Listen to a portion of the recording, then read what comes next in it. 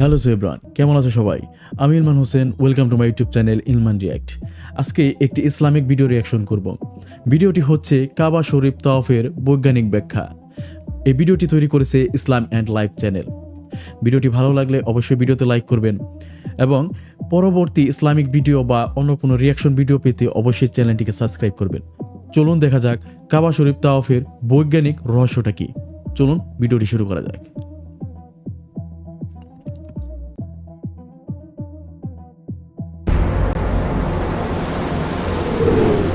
কেন মুসলমানরা কাবা তাওয়াফ করে, এর আধ্যাত্মিক ও বৈজ্ঞানিক রহস্য কি? আসসালামু আলাইকুম ওয়া রাহমাতুল্লাহ। প্রিয় দর্শক, কাবা ঘর হলো পৃথিবীতে অবস্থিত এমন এক ঘর যাকে ঘিরে হজ অথবা উমরা যে কোনো সময় তাওয়াফ করা হয়। এই ঘর নির্মাণের পর থেকে আজ পর্যন্ত কখনো এর তাওয়াফ থামেনি। পৃথিবীর প্রতিটি মুসলমান জীবনে একবার হলেও এই ঘর তাওয়াফ করার ইচ্ছা পোষণ করে। কিন্তু প্রশ্ন হলো, আল্লাহ তাআলা এখানে তাওয়াফ করতে কেন বলেছেন? এর পেছনে কি রহস্য লুকিয়ে আছে? এর সাথে কি শুধুই ইবাদতের সম্পর্ক রয়েছে, নাকি রয়েছে গ্রহ, নক্ষত্র, গ্যালাক্সি, ছায়াপথ তথা ইউনিভার্স ও মহাবিশ্বের কোনো নিগুড় সামঞ্জস্য? আজকে আমরা এই নিয়ে কোরআন, সুন্নাহ ও অ্যাস্ট্রোফিজিক্সের আলোকে তাওয়াফের বাহ্যিক কারণ এবং মহাজাগতিক কারণ নিয়ে বিস্তারিত আলোচনা করব ইনশাআল্লাহ। তাওয়াফের পরিচয়। সুপ্রিয় দর্শক, তাওয়াফ মানে প্রদক্ষিণ বা চক্কর দেওয়া। কাবা শরীফ 7 বার প্রদক্ষিণ বা চক্কর দেওয়াকে এক তাওয়াফ হিসেবে সাব্যস্ত করেছে ইসলাম। তাওয়াফ হলো কাউন্টার ক্লকওয়াইজ ডিরেকশন বা ঘড়ির বিপরীতমুখী কাবা ঘরের চারপাশে 7 বার প্রদক্ষিণ করা। কাবা চারিদিকে একত্রে ঘুরে মুসলমানেরা এক আল্লাহর একাত্মতা প্রকাশ করার জ্বলন্ত উদাহরণ। সপ্ত আসমানের উপর বাইতুল মামুর নামক একটা মসজিদ রয়েছে, যেখানে ফেরেশতারা নিয়মিত তাওয়াফ করে। হযরত আদম আলাইহিস সালাম যখন জান্নাতে থাকতেন, তখন উনি ফেরেশতাদের তাওয়াফ করার স্থান বাইতুল মামুরকে লক্ষ্য করেছিলেন। দুনিয়াতে আসার পর আদম আলাইহিস সালামের ইচ্ছা হয় এই পৃথিবীর মাটিতেও এরকম একটা বাইতুল মামুর থাকবে, যেখানে তার সন্তানরা নিয়মিত তাওয়াফ করবে। মেরাজ রজনীতে রাসূলুল্লাহ সাল্লাল্লাহু আলাইহি সাল্লামও বাইতুল মামুরকে দেখেছিলেন, যেমন হাদিস রয়েছে। এরপর আমাকে বাইতুল মামুরে উঠানো হলো। বললাম, হে জিব্রাইল, এ কি? তিনি বললেন, এ হচ্ছে বাইতুল মামুর। প্রত্যেক দিন এতে 70,000 ফেরেশতা তাওয়াফের জন্য প্রবেশ করে। তারা একবার তাওয়াফ সেরে বের হলে কখনো আর ফের তাওয়াফের সুযোগ হয় না তাদের। আর কাবা ঘর হলো বাইতুল মামুরের ঠিক সোজাসুজি নিচে। কিন্তু দুনিয়ার জীবনে যেহেতু আমরা আল্লাহর আরশকে সামনে পাবো না ও আল্লাহর আরশের সামনে সিজদা দিতে পারবো না, তাই আমরা মুসলমানরা এই কাবা ঘরের চতুর্পাশে একসাথে তাওয়াফ করি। কারণ কাবাঘর হচ্ছে দুনিয়ায় বাইতুল মামুরের প্রতিনিধি। ফেরেশতাদের মূল ইবাদতের ক্ষেত্র যেমন বাইতুল মামুর, ঠিক তেমনি আমাদের জন্য কাবাঘর। ফেরেশতারা যেমন আল্লাহর আরশ ও বাইতুল মামুরকে কেন্দ্র করে তাওয়াফ করে, ঠিক তেমনি আমরাও কাবাঘরকে কেন্দ্র করে তাওয়াফ করি। কাবাঘর হচ্ছে আল্লাহর আরশের একদম নিচে। কাবাঘর হচ্ছে আল্লাহর ঘর। কাবাঘর হচ্ছে দুনিয়াতে আল্লাহর আরশের প্রতিনিধি। আল্লাহর আরশকে কেন্দ্র করে যেমন এই মহাবিশ্বের সব গ্রহ নক্ষত্র ঘুরছে, ঠিক তেমনি আমরা মুসলমানরা একসাথে এই কাবা ঘরের চতুর্পাশে ঘুরি। এটাকেই তাওয়াফ বলে। এই তাওয়াফ করার আমলটা আল্লাহ সুবহানাহু ওয়া তাআলা হযরত ইব্রাহিম আলাইহিস সালামকে শিখিয়েছিলেন। আর তখন থেকেই মুসলিম উম্মাহ সারা বছর দিন রাত এই পবিত্র ঘরকে তাওয়াফ বা প্রদক্ষিণ করে চলেছে। কেননা এর পেছনে কিছু বাহ্যিক এবং মহাজাগতিক সম্পর্ক রয়েছে। বাহ্যিক সম্পর্কগুলোর মধ্যে উল্লেখযোগ্য হল, সর্বপ্রথম নির্মিত আল্লাহর ঘর। কাবাঘর হলো পৃথিবীতে নির্মিত আল্লাহ তাআলার সর্বপ্রথম ঘর, যাকে কেন্দ্র করে ইবাদত করার জন্য স্বয়ং আল্লাহ তাআলা মানুষকে নির্দেশ দিয়েছেন। যেমন ইরশাদ হচ্ছে, ইন্না আউওয়ালা বাইতিন উযিআ লিন-নাসি লাল্লাযী বিবাক্কাতা মুবারাকান ওয়া হুদাল লিল-আলামিন। নিঃসন্দেহে মানুষের ইবাদতের জন্য সর্বপ্রথম যে ঘর তৈরি করা হয়েছে সেটা হচ্ছে মক্কায় অবস্থিত এই ঘর। আর এটা সারা বিশ্বের মানুষের জন্য হেদায়েত ও বরকতময়। 2 হলো পৃথিবীর নাভিস্থলে অবস্থান। পৃথিবীর নাভিস্থলে অবস্থিত লাটিমের মতো ঘূর্ণায়মান হচ্ছে পবিত্র কাবা শরীফ। এটি তার একাত্মবাদের প্রতীক। এই কারণেই আল্লাহ তাআলা বান্দাকে নির্দেশ দিচ্ছেন, ليقضوا تفثهم وليوفوا نذورهم وليطوفوا بالبيت العتيق। অতঃপর তারা যেন পরিষ্কার পরিচ্ছন্ন হয়, তাদের মানসসমূহ পূরণ করে এবং এই সুসংরক্ষিত ঘরের তাওয়াফ করে। এই আয়াতে আল্লাহর ইবাদতের জন্য তৈরি করা সবচেয়ে পুরাতন ঘর তথা প্রথম ঘর কাবা শরীফকে বোঝানো হয়েছে, কেননা ইবাদতের জন্য নির্মিত পৃথিবীর সর্বপ্রথম ঘরই এটি। আর 3 হল দেহ ঘড়ি ও সৌরজগতের সাথে সম্পর্ক।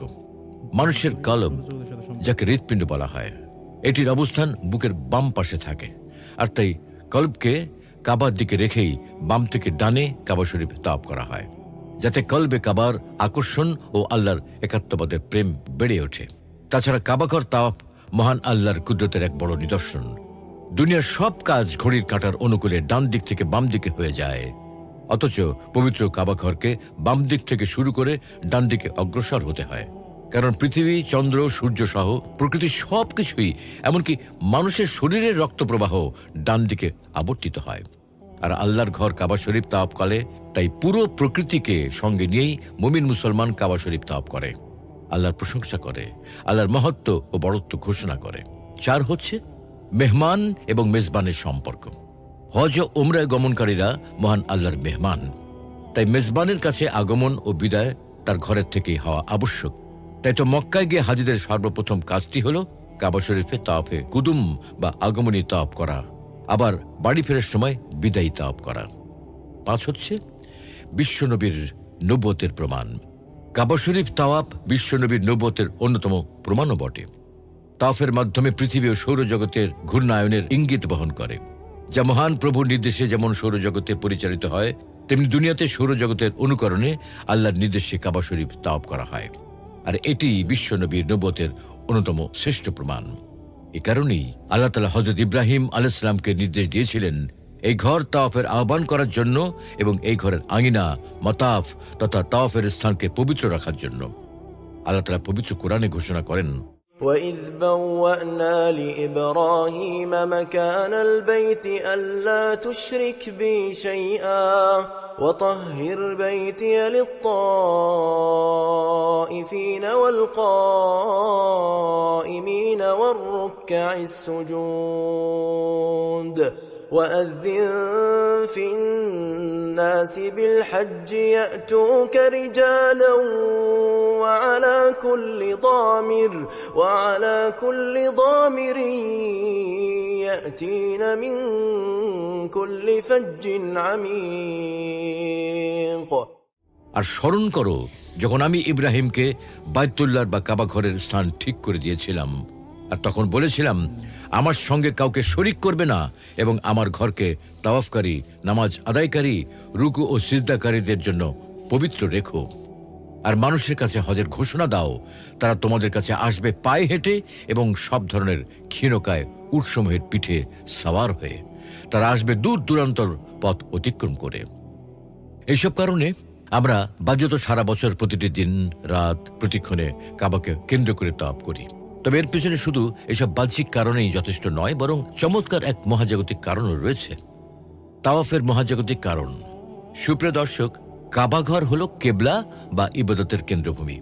ঐক্যবদ্ধভাবে ইবাদতের জন্য একটি কেন্দ্রের প্রয়োজন। কাবাঘর হলো আমাদের সেই কেন্দ্র, আর এই কেন্দ্রবিন্দু হওয়ার কারণেই কাবাঘর আমাদের কাছে এত গুরুত্বপূর্ণ।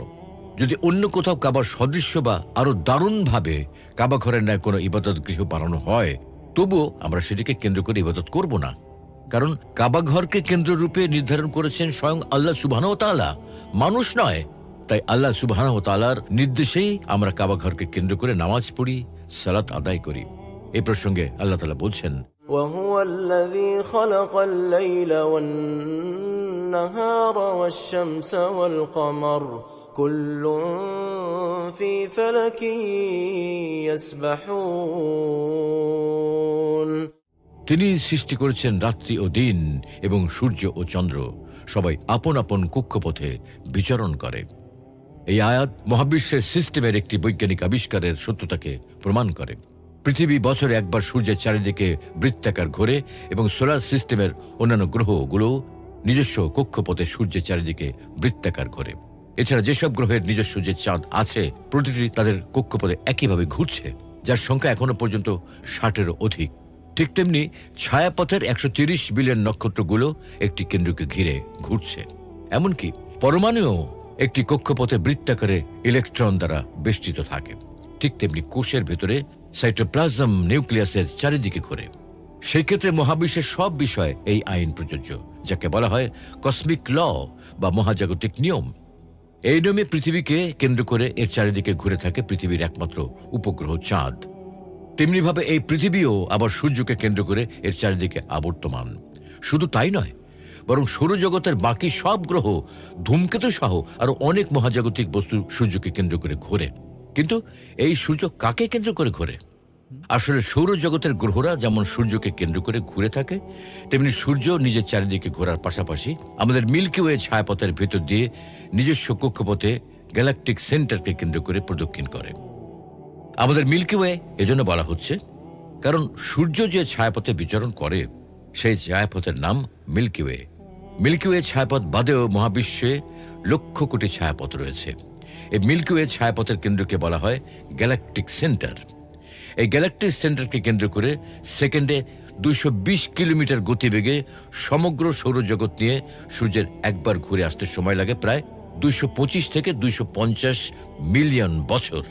গ্যালাকটিক সেন্টারকে কেন্দ্র করে সূর্যের একবার ঘুরে আসার এই সময়কে গ্যালাকটিক বছর বলে।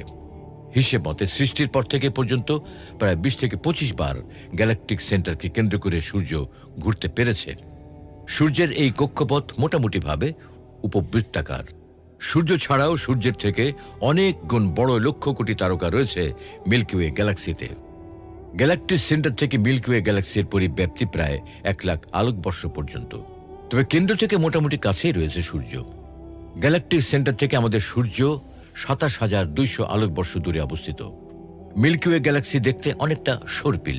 কেন্দ্র থেকে এর চারিদিকে প্রধান বাহুগুলো চারিদিকে ছড়ানো। এছাড়া এর অনেকগুলো ছোট ছোট বাহুও রয়েছে। আসলে এই বাহু হলো আলোক অঞ্চল। আমাদের সূর্য এই বাহুর প্রধান 2 বাহী পার্সিয়াস এবং গ্যাসিটারাস এর মাঝখানে ক্ষুদ্রতম ওরিয়ন অঞ্চলের কাছে অবস্থিত। নিজের চারিদিকে ঘোরার পাশাপাশি সূর্য যেভাবে গ্যালাকটিক সেন্টারকে কেন্দ্র করে উপবৃত্তাকার পথে আবর্তিত হয়, তেমনি ঘুরে থাকে আমাদের মিল্কি ওয়ে ছায়াপথ। পৃথিবী থেকে আমাদের প্রতিবেশী ছায়াপথ অ্যান্ড্রোমিডা গ্যালাক্সির ঘূর্ণায়ন পর্যবেক্ষণ করেছেন জ্যোতির্বিজ্ঞানীরা। আর এভাবে মহাজাগতিক নিয়ম অনুসারে ঘুরছে মহাবিশ্বের বাকি লক্ষ কোটি ছায়াপথ।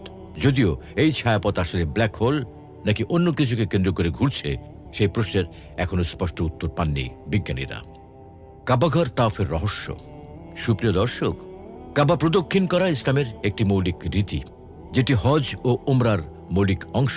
আল্লাহর প্রতি ঈমান এনে তার কিতাবের প্রতি বিশ্বাস স্থাপন করে তার সাথে কৃত অঙ্গীকার পূরণের জন্য প্রিয় নবী মুহাম্মদ সাল্লাল্লাহু আলাইহি ওয়াসাল্লামের সুন্নতের অনুসরণ করে মুসলমানরা কাবাঘরকে কেন্দ্র করে তাওয়াফ করে থাকে, যার বৈজ্ঞানিক ব্যাখ্যা আমরা একটু আগে উল্লেখিত বিষয়বস্তু থেকে বুঝতে পারি। মহাবিশ্বের সবকিছুই নিজ নিজ কেন্দ্রবিন্দুকে প্রদক্ষিণ করে বাধ্যতামূলক লজ অফ নেচারের ভিত্তিতে। সেই নিয়মে পৃথিবী ও সৌরজগতের সকল গ্রহ সূর্যকে কেন্দ্র করে প্রদক্ষিণ করে বা তাওয়াফ করে। আমাদের সূর্য মিল্কি ওয়ে গ্যালাক্সিকে কেন্দ্র করে প্রদক্ষিণ করে। গ্যালাক্সি নির্দিষ্ট কোনো ব্ল্যাক হোলকে কেন্দ্র করে প্রদক্ষিণ করে। আবার ক্লাস্টার অফ গ্যালাক্সি বা সুপার ক্লাস্টার অফ গ্যালাক্সিও নির্দিষ্ট কোনো ব্ল্যাক হোলকে কেন্দ্র করে প্রদক্ষিণ করে। এভাবে মহাবিশ্বের সকল বস্তু তার কেন্দ্রকে ঘিরে প্রদক্ষিণ করে। কিন্তু মানুষের ক্ষেত্রে পার্থক্য হলো, মানুষ এটা করে ফ্রি উইল বা নিজের ইচ্ছায়, যেটা আল্লাহ মানুষকে দিয়েছেন। নিজস্ব যুক্তি খাটিয়ে তার জ্ঞান বুদ্ধি চিন্তা শক্তি কাজে লাগিয়ে ভালো মন্দ নির্বাচন করতে পারে, যার মাধ্যমে বিশ্বাসীরা নিজেকে পুরোদস্তুর এক আল্লাহর কাছে সমর্পণ করে। এর সবকিছু এটি ইঙ্গিত দেয় ইসলামে আল্লাহর ইবাদতের বাধ্যবাধকতা এবং বিশ্ব প্রাকৃতিক নিয়মের মধ্যে যে ঐক্য, দুটোরই ক্ষমতার উৎস এক, আর সেটি হচ্ছে মহান আল্লাহ। আল্লাহ তাআলা যেভাবে আমাদের জন্য ইবাদত হিসেবে 5 ওয়াক্ত সালাত ফরজ বা বাধ্যতামূলক করে দিয়েছেন, ঠিক তেমনি তাওয়াফও আমাদের জন্য ইবাদতে শামিল করে দিয়েছেন। এ কারণেই মুসলিম উম্মাহ পৃথিবীর বিভিন্ন দেশ থেকে পবিত্র নগরী মক্কা এসেই আল্লাহর নির্দেশ পালনে পবিত্র কাবা শরীফ তাওয়াফ করে। আল্লাহর নির্দেশ পালনে যারা পবিত্র কাবা শরীফ তাওয়াফ করে তাদের জন্য স্পেশাল ফজিলত ঘোষণা করা হয়েছে। কাবা শরীফের যে কোনো ফরজ কিংবা নফল তাওয়াফই অনেক বড় সওয়াবের কাজ। হাদিসে রাসূলুল্লাহ সাল্লাল্লাহু আলাইহি ওয়াসাল্লাম ঘোষণা করেছেন, আল্লাহ তাআলা প্রতিদিন কাবা শরীফের উপর 120টি রহমত নাজিল করেন। এই 120টি রহমতের মধ্যে শুধু তাওয়াফকারীদের জন্যই 60টি রহমত নির্ধারিত। আল্লাহ তাআলা মুসলিম উম্মার সব হজ ও উমরা পালনকারীদের ফরজ তাওয়াফের পাশাপাশি অবসর সময়ে বেশি বেশি তাওয়াফ করার তৌফিক দান করুন। তাওয়াফের তাৎপর্য এবং এর বাহ্যিক ও মহাজাগতিক সম্পর্ক হৃদয় দিয়ে অনুভব করে আল্লাহ নৈকট্য লাভের তৌফিক দান করুন, আমিন। তো ভিউয়ার্স, ভিডিওটি সম্পূর্ণ শেষ। আশা করি ভিডিওটি আপনাদের ভালো লেগেছে, কারণ কাবা তাওয়াফের যে বৈজ্ঞানিক ব্যাখ্যা উনি তুলে ধরেছেন, এটা খুবই যুক্তিসঙ্গত বা অনেক সুন্দরভাবে উপস্থাপন করেছেন।